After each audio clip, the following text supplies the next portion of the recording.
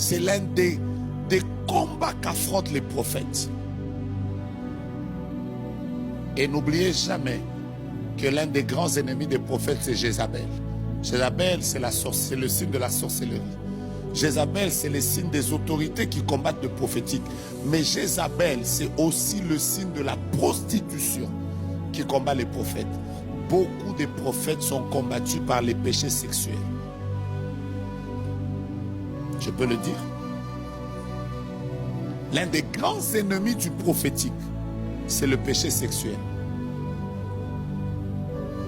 Et parfois, les prophètes qui ne comprennent pas ça, quand ils entrent dans l'esprit prophétique, commencent à agir sur eux. Tu vas voir, tu es un frère. Toutes les sœurs, quand ils te voient, ils font « Oh, mais stop. Mais stop. » Écoutez-moi. Quand vous entrez dans le domaine prophétique, vous remarquerez que vous prierez beaucoup pour les gens et Dieu vous parlera d'eux. Mais quand vous prierez pour vous-même, Dieu se taira. Apparemment, beaucoup de gens ont déjà vécu ça. Ça vous arrive, hein? Tu entres là, tu dis, Seigneur, j'ai besoin que tu me parles, ça ne marche pas. Il se tait, il commence à te parler des autres. Ah oui, il va dire à tel pasteur, je vais le visiter. Tu dis, Seigneur, mais écoute, est-ce que tu ne me vois pas? Le prophétique va vous faire passer par des combats du silence de Dieu. C'est le genre, tu pries pour les autres, ils sont guéris, mais toi-même tu es malade. Vous savez ce qui m'a toujours étonné, c'est que Élisée est mort avec son onction. Mais il est mort malade. Son onction est même restée dans ses os. De sorte qu'après sa mort, son onction a ressuscité des gens. Mais le gars était malade sur son lit. Beaucoup, je suis en train de vouloir écrire un livre. Et le titre de mon livre, c'est « Comment vivre avec les prophètes ». Parce que je réalise que beaucoup de gens nous aiment quand nous prophétisons. Mais très peu savent comment on vit avec les prophètes. Et très peu savent ou sont au courant des genres, des types de combats qui les attaquent. Voilà pourquoi je lève ma main pour dire que Dieu te protège, toi et ta famille. Parfois, pour décourager un prophète, on attaque sa femme. Beaucoup de problèmes de santé, on attaque ses enfants. Les esprits territoriaux font un travail bizarre. Mais c'est parmi les combats qui attaquent beaucoup les prophètes. 7e combat. Est-ce que vous y êtes? Je suis en train d'y aller vite. Vous y êtes? Ça, vous n'allez pas beaucoup aimer ça. C'est le combat de la fatigue de l'âme.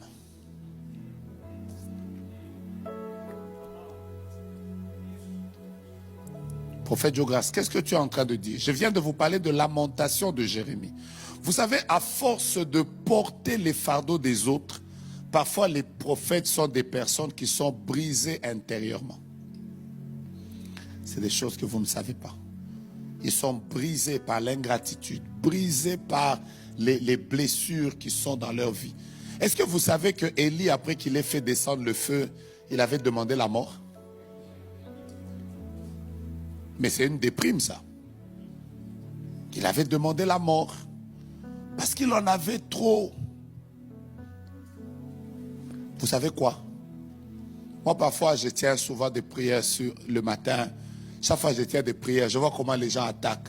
Prophète, nous on t'a écrit, tu n'as pas répondu. Il faut que tu me répondes. Moi, c'est...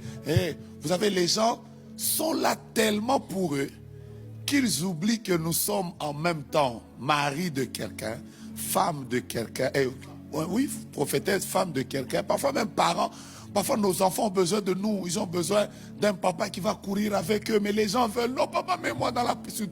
Surtout les chrétiens noix de muscade. Et les chrétiens feuilles de laurier. Et les chrétiens oignons. Il y a des chrétiens qui veulent qu'on les mette dans toutes les prières. Il peut même suivre tous les lives. Papa, mets-moi en prière. Mets-moi en prière. Mets-moi. Lui-même ne prie pas. Mais il veut que tout le monde le mette en prière.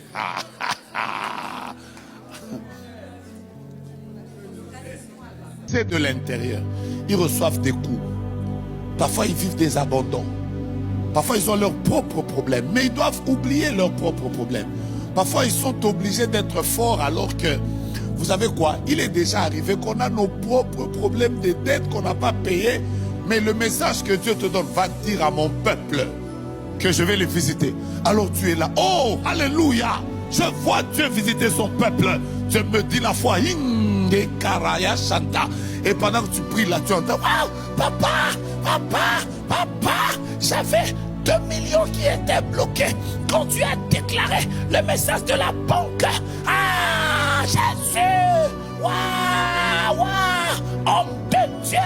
D'abord, quand il dit 2 millions là, il ne va rien te donner de ces 2 millions. Peut-être que tu te dis, oh Seigneur, je suis sauvé aujourd'hui, j'aurai quand même une dîme de ce côté-là. Après le culte, tu te demandes, où est la sœur qui avait témoigné? Elle est déjà partie il y a longtemps, tu restes avec tes dettes. Et vous jouez avec le prophétique. Moi, un jour, je rencontre un papa qui avait, on devait lui donner comme, je ne sais pas combien, 2 millions ou je ne sais pas combien, que la banque de mon pays devait lui payer. Il a prié avec des gens, ça ne s'est pas libéré. J'arrive dans sa maison comme ça, prophète Jogas, j'ai prié pour lui. Je dis, Dieu me dit dans quelques jours, ça se libère. Il m'appelle, prophète, tu es de Dieu. Tu es de Dieu. Non, quand je dis ça en français, ça ne sort pas bien. Mais dans ma langue, ça faisait Osaï Nzambe. Non, dis non, viens prophète. Je vais chez lui. La première fois de ma vie, j'arrive comme ça. Il tire des cartons, des billets des banques pleins. Je me mets à genoux, pasteur Adel. J'ai gaspillé mon parler en langue.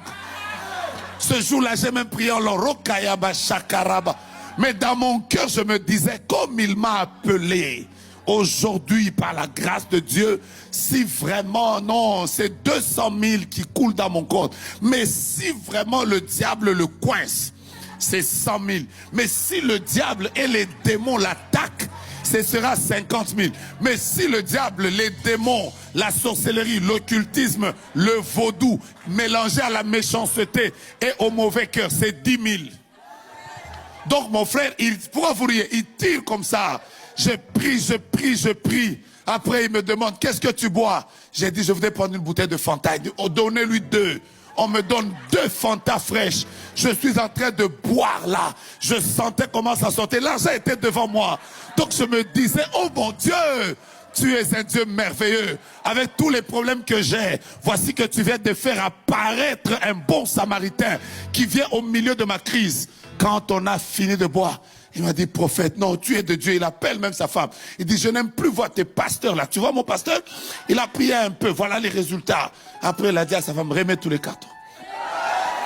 Les cartons sont rentrés comme c'était